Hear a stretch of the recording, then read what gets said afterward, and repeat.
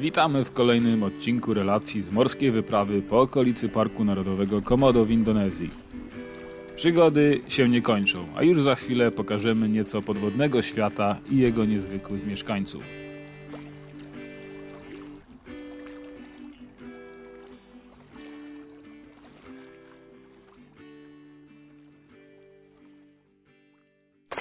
No to może pokażemy, jak wygląda nasza łódź. Więc tak, zaczyna się mniej więcej tutaj. Hello. This is our guide and boss of the boat. Tam był przód. Przechodzimy przez miejsca siedzące. Po dwóch stronach tutaj stolik, na którym spożywamy posiłki i różne rzeczy. Tu natomiast lodóweczka, która chłodzi napoje i już w zasadzie 2 dni się elegancko trzyma. Z lodem w środku. Wszystko FIFA Rafa. Przechodzimy dalej. Tutaj miejsce na bagaże. Ster pana kapitana. Termos z ciepłą wodą. Można zrobić herbatę i kawę. Tutaj smoki z Komodo i Harley zaparkowany. Mamy też pod pokładem jakieś urządzenia. No i sam ster, gdzie kapitan, który kieruje łódką, może zobaczyć, co tam naprawdę słychać z przodu i zdecydować. A to nasze miejsce do spania mieści spokojnie 4 osoby w lekkim namiocie na górze łódki. A tutaj sobie śpimy w nocy. Dzień można się tutaj poopalać, pochillować na tych leżaczkach na dole. I w nocy również tutaj siedzimy, kiedy to można poglądać gwiazdy, zachód słońca i w ogóle posiedzieć, posłuchać szumu wody i okolicy. To miejsce to sławna Pink Beach, ale w zasadzie prawie jej nie dotknęliśmy, bo rybki tutaj były tak eleganckie, że cały czas spędziliśmy w wodzie i naprawdę jest to chyba jedna z lepszych lub najlepsza miejscówka, która według mnie ma plażę i rybki do oglądania. No boskie miejsce, jednym słowem. Pozazdrościć Indonezji takich rzeczy. Płyniemy dalej.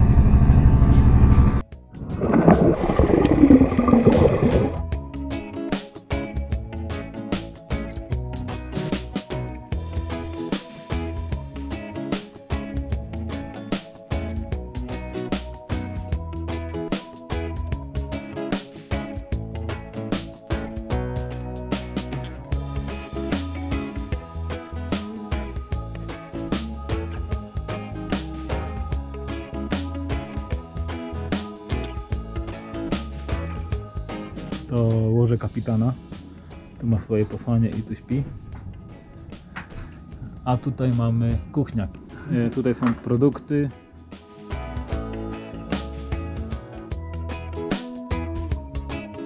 Tam z tyłu jest agregat na prąd. Tutaj toaleta w tej szafce, tam w środku. Wchodzi się, jest kibelek. Potem wszystko wodą się elegancko zalewa. A tutaj mały schowek. Okay. Thank you. Thank you.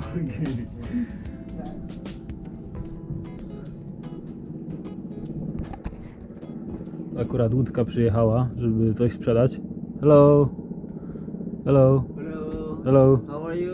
I'm good. We are from Poland. You from Poland? Poland, yes. So Poland, yeah. Near Dragon. Oh, really nice. But we bought already from the boys. Thank you.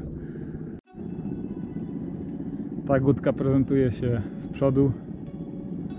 Tutaj dzióbek, który wychodzi, po boku ma oponki, które pomagają jej, kiedy trzeba się odbić od drugiej łódki. No i drabinka, po której można wejść na górę. Łódka nazywa się Andika. Dach łódki, na którym znajdują się 2 leżaki, miejsca do siedzenia i tam z tyłu miejsce do spania. Można też stąd skakać do wody elegancko.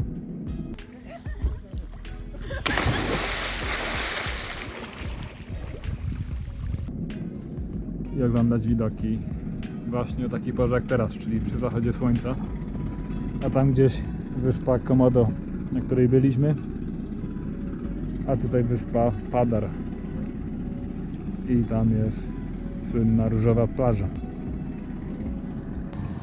Noc zapadła niespodziewanie, słonko zaszło za wyspą Komodo. Chciałem zastanowić się, dlaczego smoki występują tylko na tej wyspie Komodo, na tej drugiej większości, a na tych wszystkich malutkich, których jest dookoła, nie występują. Otóż zauważyłem, że większość wysepek w zasadzie nie jest zalesiona, jest pokryta trawką, która teraz jest elegancko zielona, ale po porze deszczowej ma dosyć dużo wody, potem natomiast zmienia się to wszystko w kolory raczej żółte. Natomiast właśnie wyspa Komodo ma w sobie dużo dżungli, lasu i tam te smoczki mogą żyć. Rozbiliśmy obóz niedaleko wyspy Padar. Parkują tu też inne łódki, z daleka widać światła wioski. Wszystko wygląda magicznie jak co dzień. How to drink it? Yeah.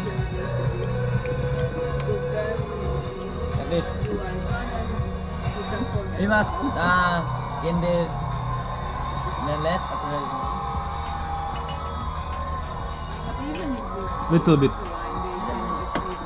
Więc tak, ten alkohol to jest arak, ma około 40%, jest na nim smog i jest to jeden z bardzo tradycyjnych drinków Bali, Indonesia. Yes, it's from Bali. But it's like traditional Indonesian. Yes, it's from. We have arak from Manggarai also. Okay. And the way you drink it, so tak jak oni to piją, więc dają bardzo mało do szklanki. Small, yes? Yeah.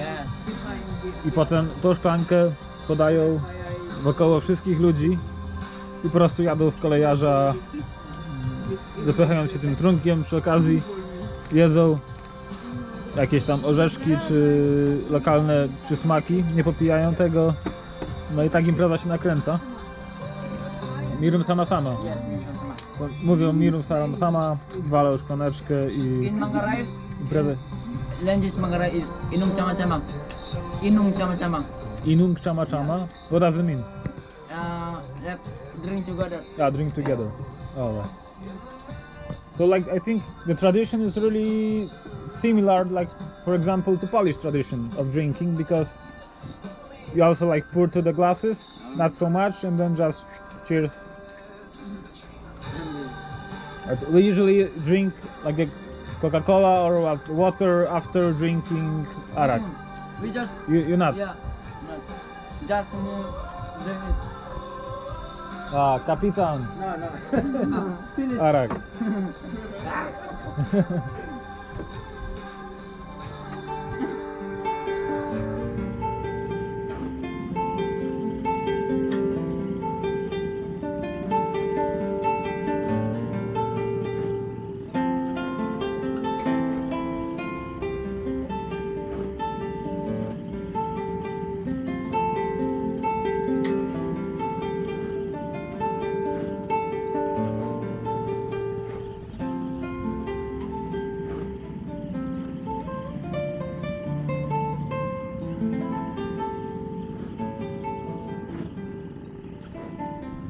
Dzisiejszej nocy nawiedziła nas lekka ulewa, ale łódka jest bardzo dobrze przygotowana na tego typu zajścia. Ma zasłonki na okna, które szybko naciągnęliśmy.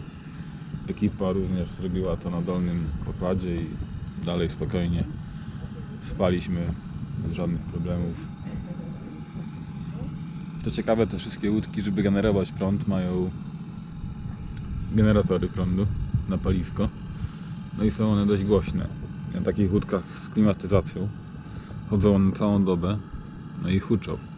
Z kolei na naszej łódce nie ma klimatyzacji, więc generacja prądu nie jest potrzebna przez całą dobę. Tym samym nie ma żadnego problemu.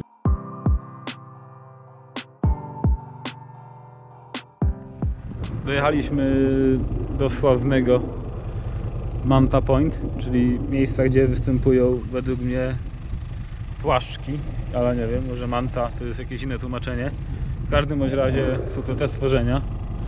Jest tutaj ponoć ich duże występowanie i pływamy łodzią i patrzymy, gdzie jakaś jest. Jeżeli jakąś wypatrzymy, to od razu skaczemy i oglądamy ją z poziomu podwody. Manta Point. Gdy dotarliśmy do miejsca występowania mant, nie do końca wiedziałem, o co chodzi. Pierwsza czarna plama, dostrzeżona gdzieś w głębinach, radośnie zaskoczyła mnie jak prawdziwek znaleziony w zaroślach. Dotychczasowe doświadczenia to głównie oglądanie raf i rybek. Manta to rodzaj płaszczki. Rozpiętość ich ciała dochodzi aż do 7 metrów. Przeczesują morskie wody z otwartymi paszczami, żywiąc się małymi organizmami dryfującymi w wodzie. Kiedy pierwszy raz zobaczyłem mantę, będąc już pod powierzchnią wody, nastąpiło kilka sekund niedowierzania. Stworzenia te były sporo większe niż sobie to wyobrażałem, a na końcu wił się za nimi szpiczasty ogon. Potem dowiedziałem się, że manty, pomimo ich groźnego wyglądu i znaczącego rozmiaru, są dość łagodne i przyjazne, w przeciwieństwie do płaszczki spotkanej w dalszej części wycieczki. Manty płynęły wzdłuż głębokiego morskiego rowu, a kapitan tak manewrował łodzią, żebyśmy mogli wskoczyć w takim momencie, kiedy manty będą przepływać akurat pod nami. Wszystkiemu towarzyszył silny prąd oraz nieco wzburzone wody. Oglądam te płaszki, zajebisty widok. Rzucili mnie płynąć prądem. Staram się lekko zmieniać mój kierunek. Łódka już popłynęła w sumie trochę blisko. Teraz mnie zgarnie. Płaszki są zajebiście na dnie. Naprawdę niezły widok. Ogromne stworzenia. Rozpiętość ma pewnie większe jak orły. Super przeżycie. Idę dalej pływać.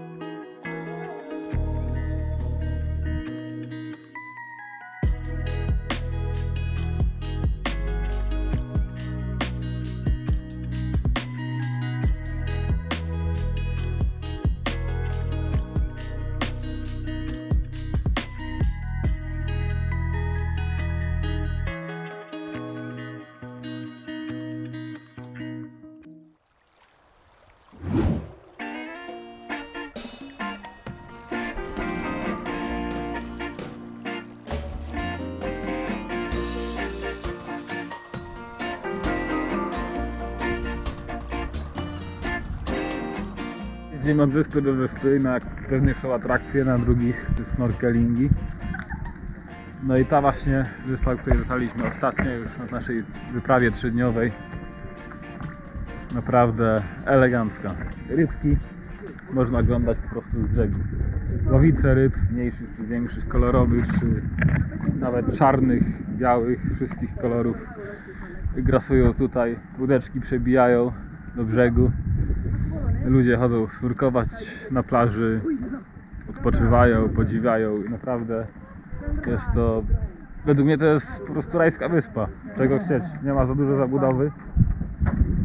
Jakiś chyba ośrodek, który albo działa, albo nie. No worries.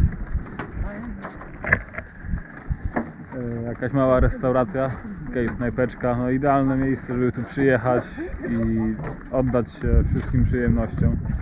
Ludzie siedzą w bardzo płytkich wodach, lekko ich woda tutaj otacza, podziwiają widoczek. Tam już wyspa Flores, czyli ta główna nasza wyspa. Gładki piasek, jakaś tutaj drzewko rośnie, tam palemka. tak to wygląda wszystko. Na tą wyspę można dotrzeć pewnie spokojnie, bez żadnych większych przygotowań, brania wycieczki. Myślę, że jest mnóstwo łódek, które nas tutaj zawiozą, aż nie chce się opuszczać tych terenów. Takie są klimatyczne.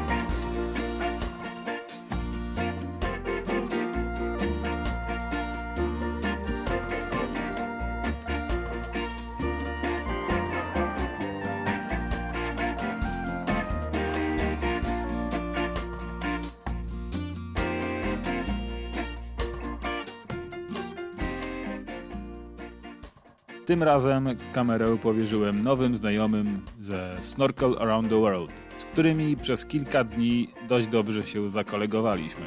Stosują oni technikę freedivingu, która polega na nabraniu powietrza i zejścia kilka metrów pod wodę. W odróżnieniu od snorkelingu, czyli odpływania po powierzchni wody z powietrzem dostarczanym przez rurkę. Tym samym perspektywa ich obserwacji podwodnego świata zasadniczo się zmienia i jest dużo bliższa. Wiedzą też, co i gdzie w morskich zaroślach może się kryć. Dzięki nim możecie zobaczyć płaszczkę z kolcem oraz żółwia z bardzo bliskiej odległości. Podglądanie morskiego świata tam kilkadziesiąt centymetrów, a czasami i kilka metrów pod wodą z garstką powietrza w płucach, będąc przy tym miotanym prądami i czując bezwładność w wodzie, może stać się bardzo uzależniającym, ale też relaksującym hobby. A w szczególności, gdy wkoło wiruje kolorowy i różnokształtny świat roślin i rybek. Od jakiegoś czasu mam na tego typu wycieczki zawsze przygotowaną maskę w plecaku.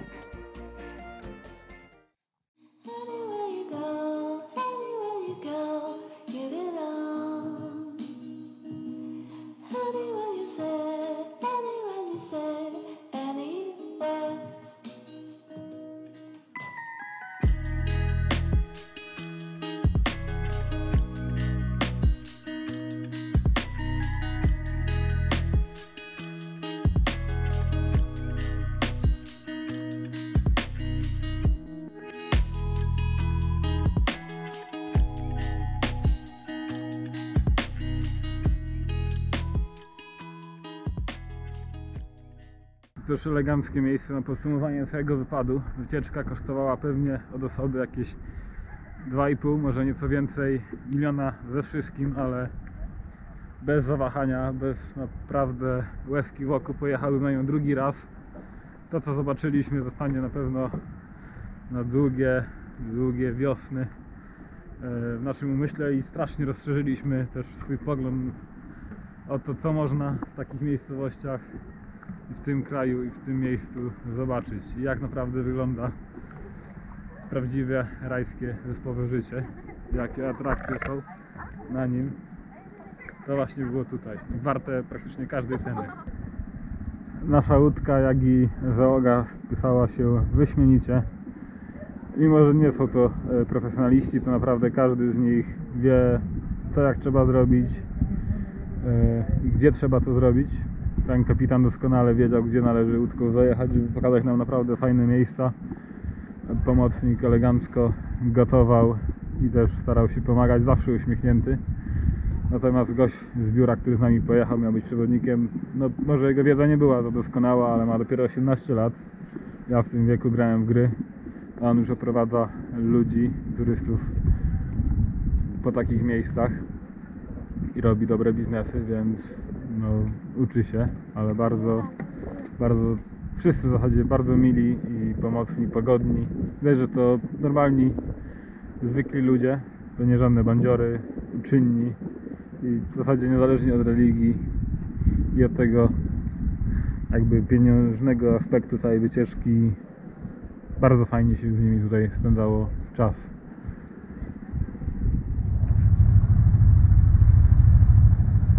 Docieramy z powrotem do Labuan Bajo. Kończymy wycieczkę.